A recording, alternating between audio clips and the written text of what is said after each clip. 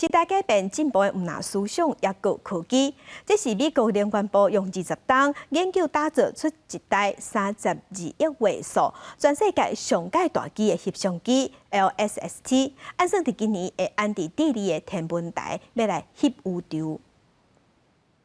全球上大的光学天文数位相机 LSST， 解析度是超过32亿个画素，镜头是超过1.6公尺，两个拢是金氏纪录的世界第一。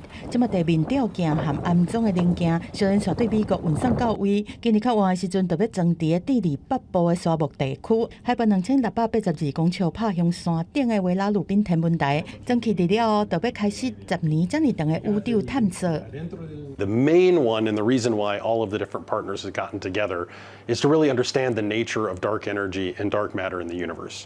The material that we see and know around us only constitutes about 5% of the energy content in the universe. So Vera Rubin will really help us understand what really most of the universe is made of in general. 维拉鲁宾天文台是结合国际之间的资金和技术，是专门为着这个超级数位翕相机建立的。未来装伫超大吊镜的尾屏，启用了后，答案会当产生差不多20条为元素的翕相数据。特别过几工，甲相片组合作全景的影像，记录几亿的星星和星系位，找到更较侪细粒天体，既定出现一时啊的光点顶顶的星星相挨，也是星星超星星的现象，帮助来画更较详细的银河系的地图，了解银河系的结构，更有可能发现太阳系其他也唔知的星星，也是对地球潜在的危机。We might be able to find an asteroid that might eventually crash into the Earth and cause significant damage. We might be able to do something about it in advance.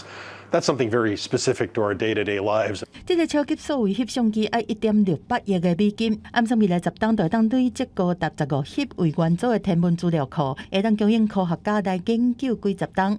公司新闻市会长编译。